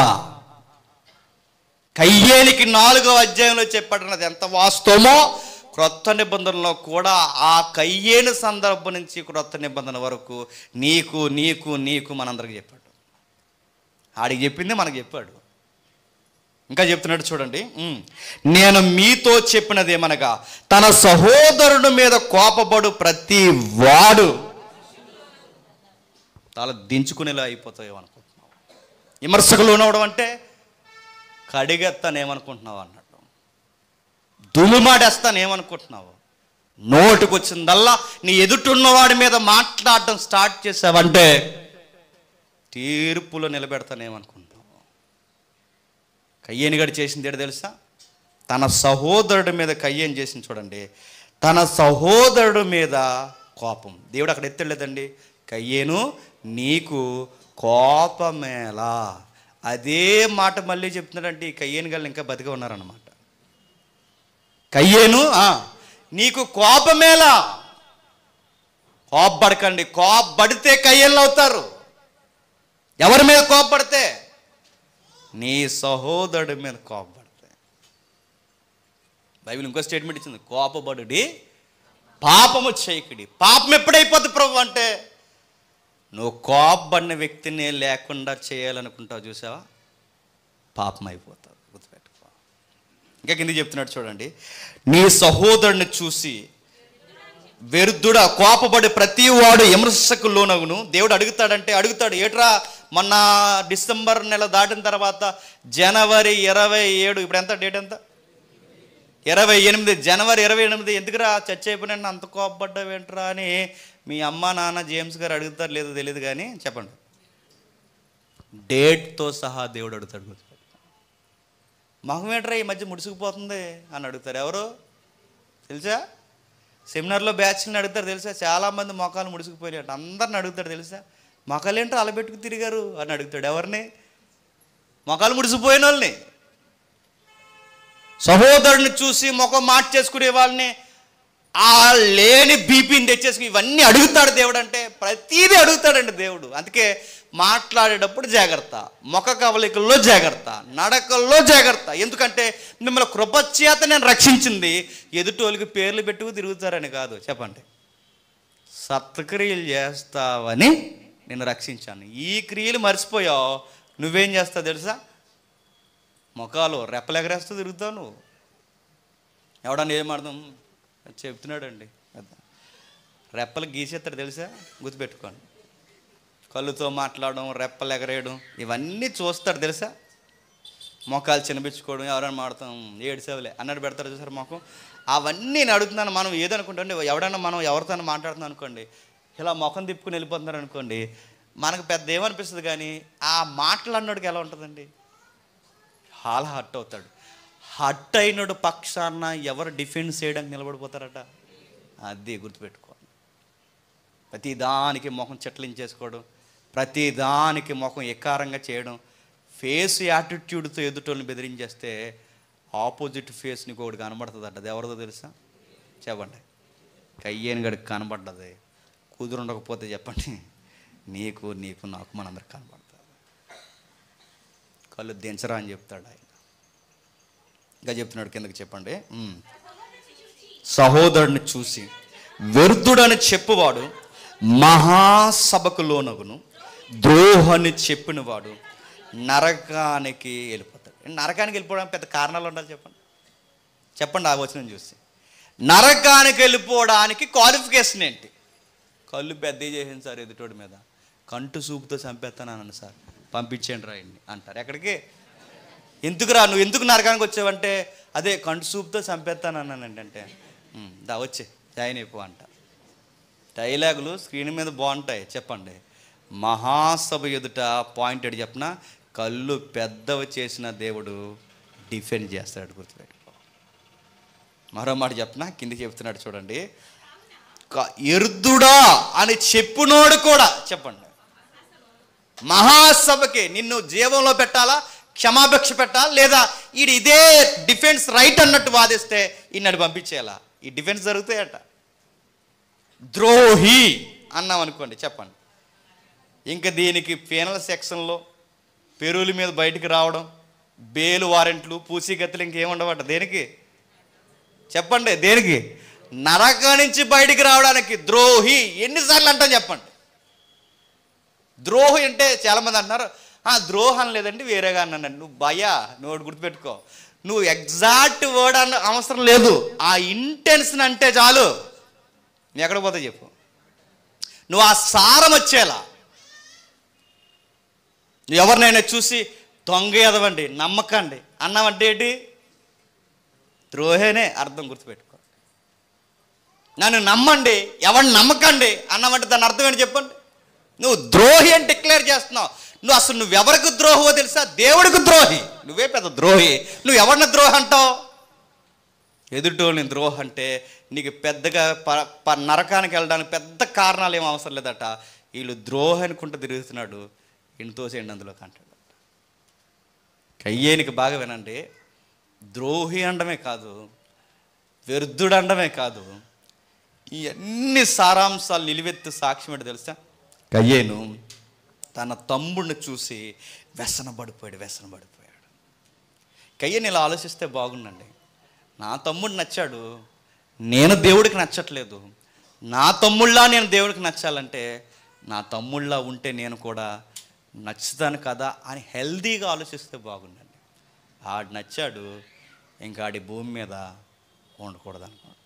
ఇలాంటి కాపురాల్లో లేవండి. మా కోళ్ళు వచ్చిన కానీ ఎక్కువైపోతుంది, దీన్ని ఏదోలాగా చెప్పండి. లేరండి. కయ్యేని స్వభావం కాదు చెప్పండి. స్నేహితుల మధ్య కలిసి బిజినెస్ బాగానే పెడతారు, పెట్టిన తర్వాత షేర్లో ఏమైనా తేడా వచ్చినాయి అనుకోండి, వాటా అంతా ఇడికి ఇచ్చేయాలంటారా? ఈయనే లేకుండా చేసేస్తే పోలా అనుకోరండి. ఇలాంటి స్నేహితుల మధ్య లేరండి. రకరకాలు ఉన్నారండి. నేను మాట చెప్పనా, కయ్యేని కార్నర్ చేసిన దేవుడు ఈ యాటిట్యూడ్ సంసారాల్లో, స్నేహాల్లో, సేవలో ఎక్కడ కనబడినా దేవుడు కార్నర్ చేసి ఎన్కౌంటర్ చేస్తాడు. ఏం చేస్తున్నావురా అని. నీ మొక్కలు చిన్నబుచ్చుకుంటున్నావు, చిట్లించుకుంటున్నావు, రకరకాలుగా చేస్తున్నావు, చివరికి ఎన్ని మాటలు అంటున్నావు ఎదుటోడిని. వ్యర్థుడు అంటున్నావు, వేస్ట్ గడ్ అంటున్నావు, నెక్స్ట్ ద్రోహి అంటున్నావు. ఇన్ని అనుకుంటూ తిరుగుతున్నావు. వాడు పట్టించుకున్నాడు లేదో నాకు తెలియదు, కానీ నీ సహోదరుడి మీద నువ్వు చూపిస్తున్న నీ యాటిట్యూడ్ని నేను లెక్కలేస్తానంటాడు. ఇంకా మీకు అర్థమవుతే యోధ పత్రిక రండి ఒకసారి. యోధ పత్రిక క్షమించండి ఇదే వచనం చదివి వెళ్దాం. కావున నువ్వు బలిపీఠం వద్దకు అర్పణ అర్పించుచుండగా నీ మీద సహోదరుడికి విరోధం ఏదైనా కలదని అక్కడ నీకు జ్ఞాపకం వచ్చిన, మళ్ళీ బలిపీఠం వచ్చింది చూడండి.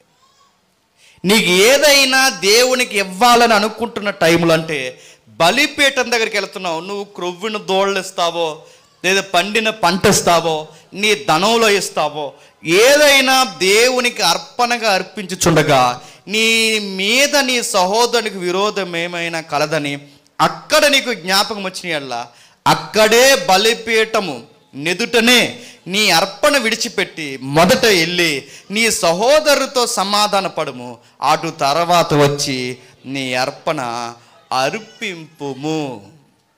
ఇప్పుడు చెప్పండి, కయ్యేను ముందు అర్పణ కాదు ఇవ్వాల్సింది, చెప్పండి.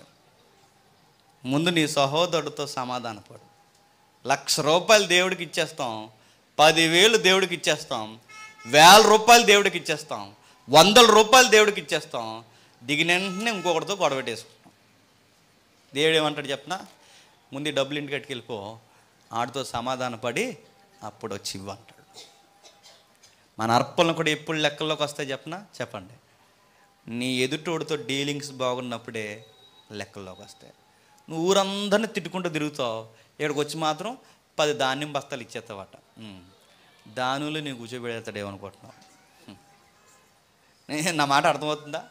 సెమినార్ జరుగుతున్నప్పుడు సెమినార్కి చాలామంది కానుకలు ఇచ్చారు, వెరీ గుడ్, పరిచయకి ఇచ్చినందుకు దేవుడు మిమ్మల్ని దీవించుకున్నారు. కానీ దానికన్నా గుర్తుపెట్టుకోండి, ఆ కానుకలు ఎప్పుడు లెక్కల్లోకి వస్తాయి చెప్పండి. నువ్వు ఎవరి మీద సనక్కుండా, ఎవరిని ఏమనకుండా, ఎప్పుడైతే నీ ఎదుటివారితో, నీ నైబర్తో నీ కమ్యూనికేషన్ బాగుంటుందో అప్పుడు నువ్వు ఇచ్చినవి 2 నాణ్యాలైనా చెప్పండి లెక్కలోకి వస్తాయి. నేను 2 నాణ్యాలు కదండి 10 నాణ్యాలు ఇచ్చానండి, కానీ అదంటే అస్సలు నచ్చదని నాకంటే చెప్పండి, నీ నాణ్యాలు నచ్చు, చెప్పండి నువ్వు నచ్చు. ఆదికాండం నుంచి ఏముందంటే సర్వోన్నతుడైన సర్వచిత్తము, చెప్పండి ఆదికాండం 4వ అధ్యాయంలోనే కనబడిపోతుంది. ఇంకా చెప్తున్నాడు చూడండి కిందకి, ముందు వాడితో సమాధానపడు. చర్చికి వెళ్ళి వచ్చేసి ముసుగు తీసిన వెంటనే గొడవ పెట్టేస్తున్నావు అనుకో, దేవుడు ఏమంటాడు చెప్పు? ఏమంటాడు చెప్పు? ఇప్పటివరకు చర్చి కాడ ఆ పని ఈ పని చేసి, చర్చి దగ్గర ఆ పని ఈ పని చేసి, చర్చ్ అయిపోయిన వెంటనే ఈదిలో గొడవ పెట్టేసుకుంటున్నాం అనుకోండి, ఏమంటాడు దేవుడు చెప్పు? బాలేదు అంటాడు. చర్చిలో చక్కగా వర్క్ చేసి చక్కగా పాటలు పాడతారు తమ్ముళ్ళు, పాటలు పాడి దిగిన వెంటనే వాళ్ళు ఇద్దరు కొట్టేసుకున్నారు అనుకోండి, ఎందుకురా నీ పాట అని అడుగుతారు. నా మాటలు అర్థమవుతున్నాయా? కయ్యేనికైనా ఏబేలకైనా నీకైనా మనందరికీ చెప్తున్నాడు దేవుడు ఏమనంటే జాగ్రత్త. ఇక ముగిస్తాను జాగ్రత్తగా. యోధపత్రిక చూడండి ఒకసారి. యోధపత్రిక 9వ వచనం నుండి.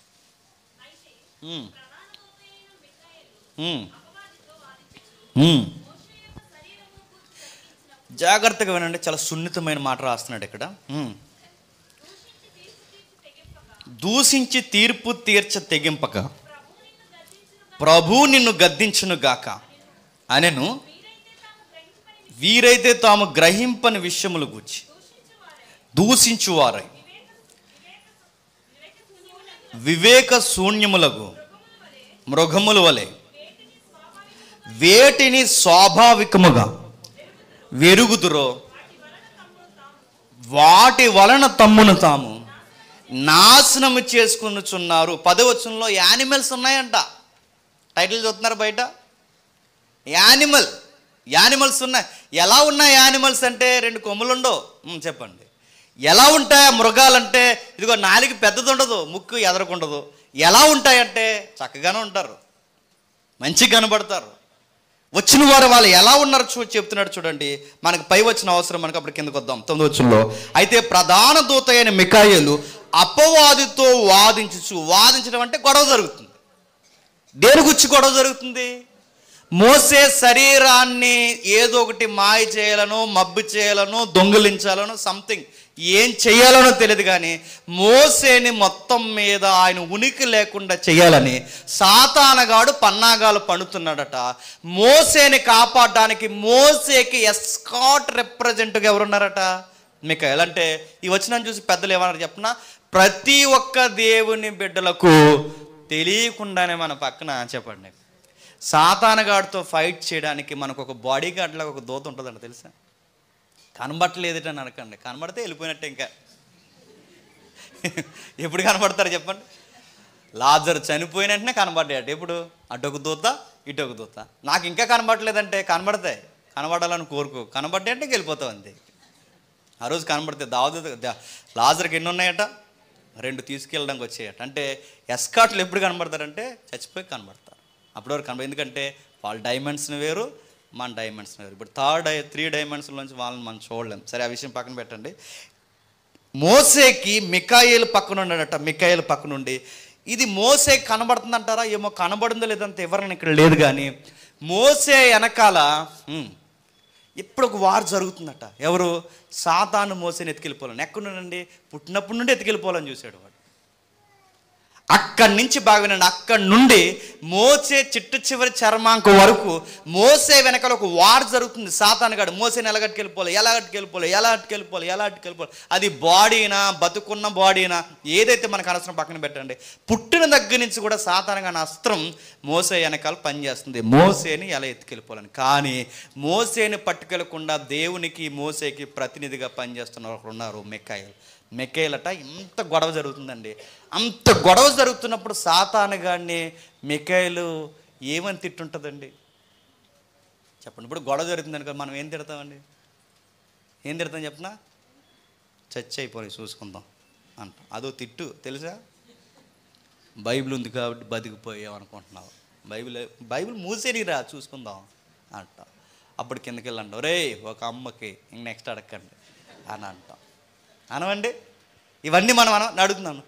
గొడవలు జరిగినప్పుడు మన క్యారెక్టర్ లూజ్ అయిపోతుందా? గొడవ జరిగినప్పుడు మన మాటలు తడబాట్లు వస్తాయి రాదా? కోపం వచ్చినప్పుడు, గొడవ జరిగినప్పుడు పచ్చి మాటలు మాట్లాడమా? టెంపర్ లేచినప్పుడు ఏవేవో మాట్లాడతాం కదండి.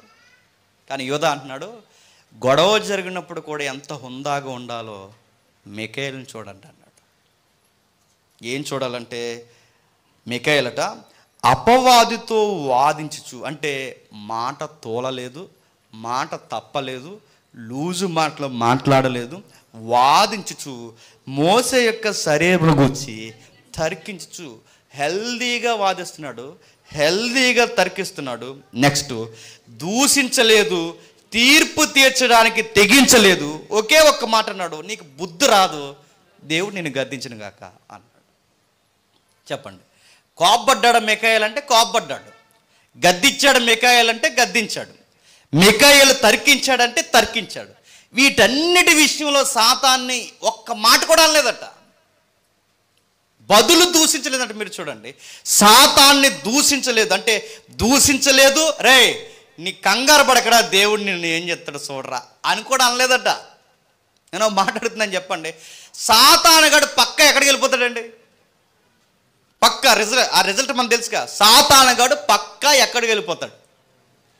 నరకానికి వెళ్ళిపోవడానికి అర్హత సాధించినోడిని కూడా మిఖాయేలు నువ్వు నరకానికి పోతావరా అనలేదట.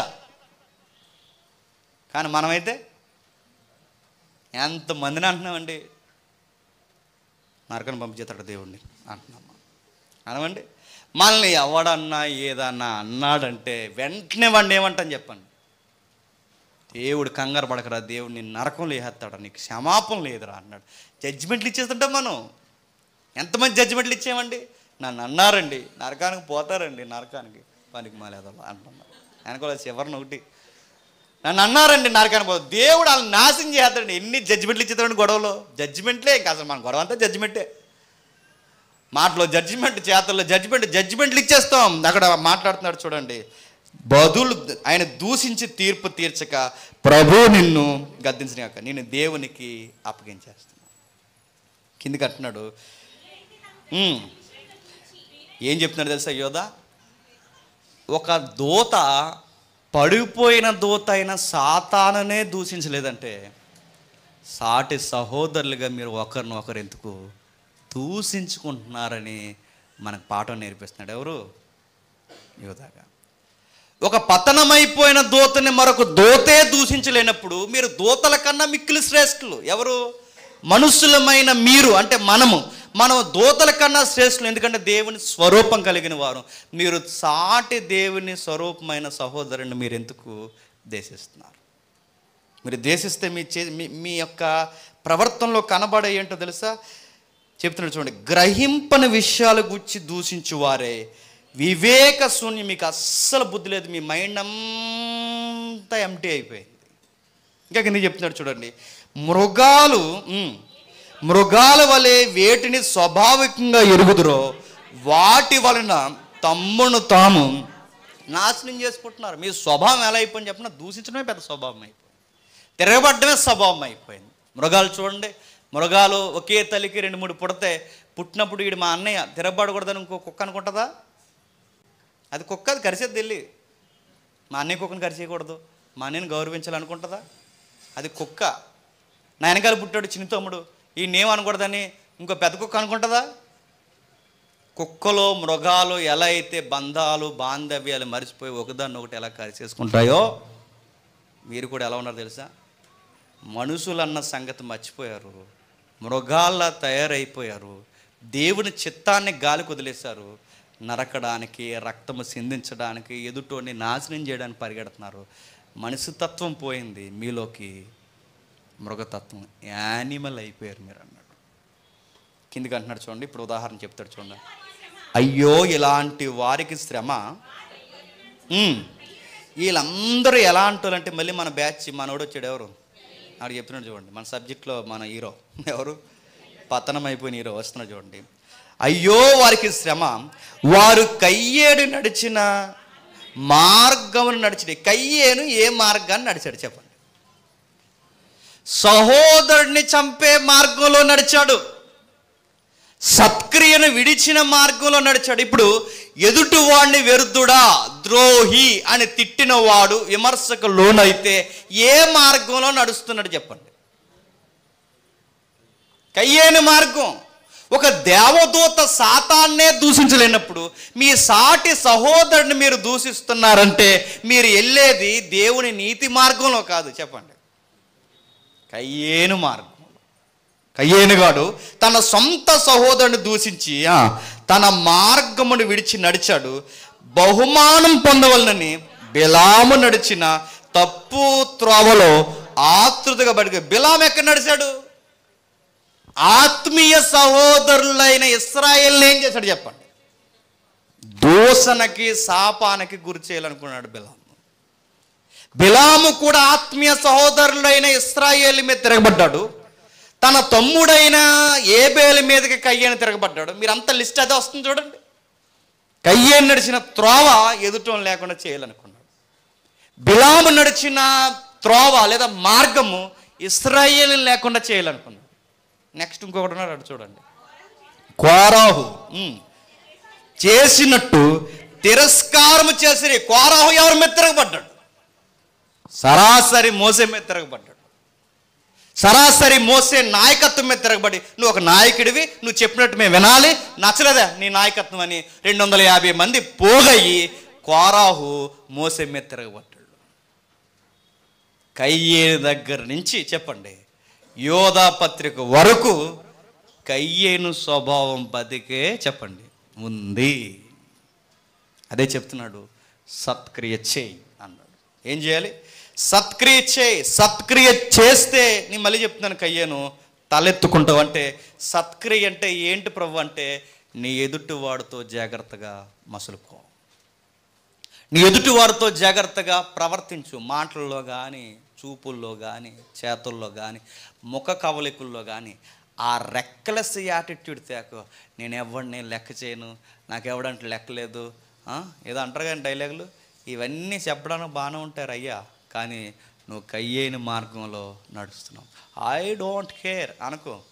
డోంట్ కేర్ కాదు చెప్పండి, కబడ్డీ ఆడడానికి ఎదురు నిలబడతాడు ఎవరు? దేవుడు. ఇప్పుడు అంటారా డైలాగ్ అంటాడు, అంటావా? దేవుడి దగ్గరికి వెళ్ళి తలెత్తుకుని ఐ డోంట్ కేర్ అంటావా? అను. స్క్రాప్ అండి వీళ్ళందరూనే అంటావు కదా. స్క్రాప్ అంటే దేవుడు ఎవడంటే వరే నువ్వేరా స్క్రాప్ రా అంటాడు.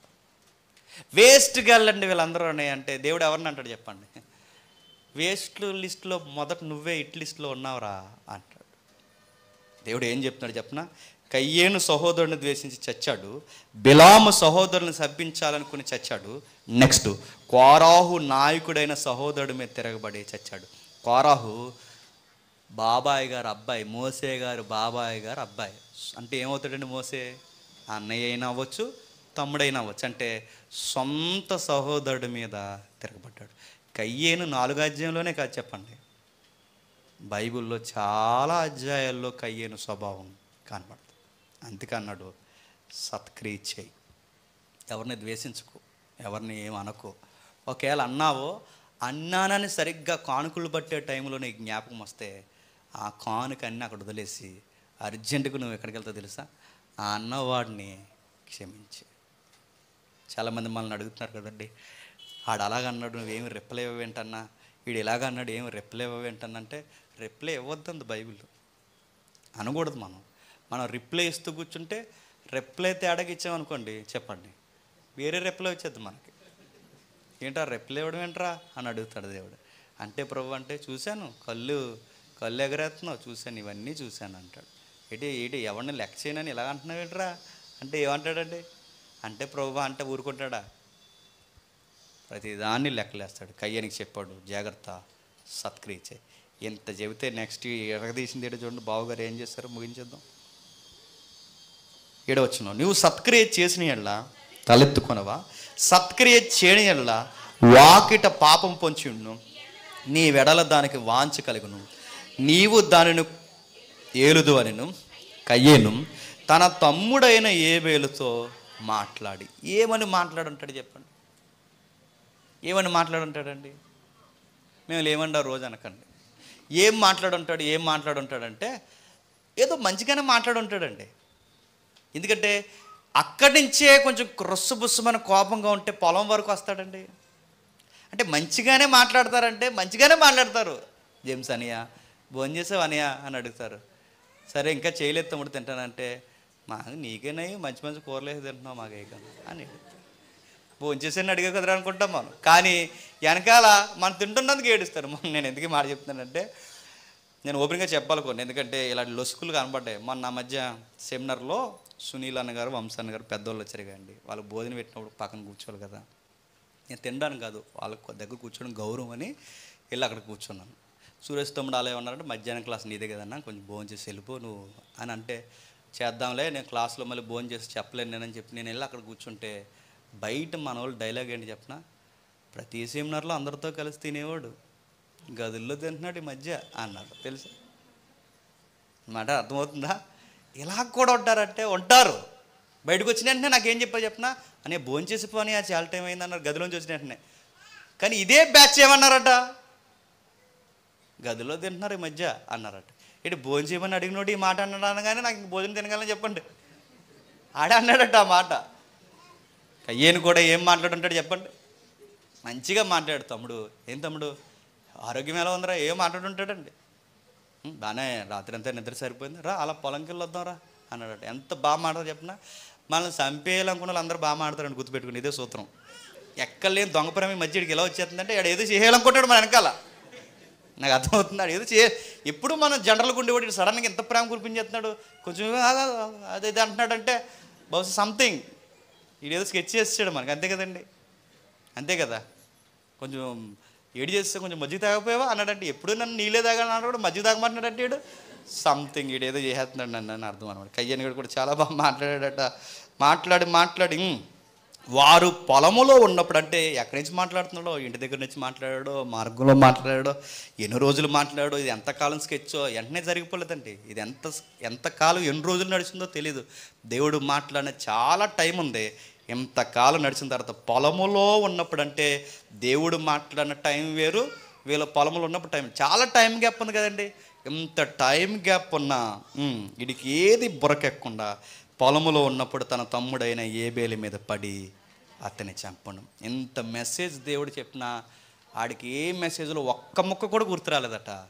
ఆడు కోపపడి పాపము చేసి సత్క్రియ చేయడానికి బదులు తన తమ్ముడిని చంపేశాడు.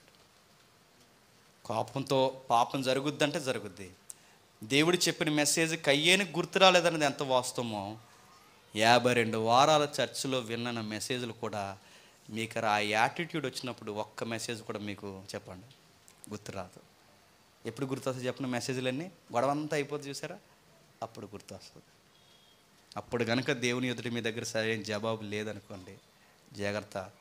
దేవుడు కయ్యేడిని వదలలేదన్నది ఎంత వాస్తవమో మనల్ని కూడా వదలడు అన్నది అంతే వాస్తవం. మరి అర్పణ సంగతి ఏంటండి? బ్రేక్ తర్వాత. ఎప్పుడు బ్రేకు? మధ్యాహ్నం కాదులేని భోజనాలు లేవు, వచ్చే వారం. మరి ఆ సత్క్రియల పైన ఇంకా మాట్లాడాడు కదండి. ఆ గొడవ ఏంటండి, ఆ రెక్లెస్ గొడవ ఏంటండి, ఇవన్నీ ఏంటండి, ఆ సన్నిధి ఏంటండి, ఇవన్నీ వీలైతే వచ్చే వారాల్లో చూద్దాం, ప్రార్థన చేసుకుందాం. ప్రేమగల తండ్రి, కృపగల దేవ, కొన్ని సంగతులు మాట్లాడారు తండ్రి.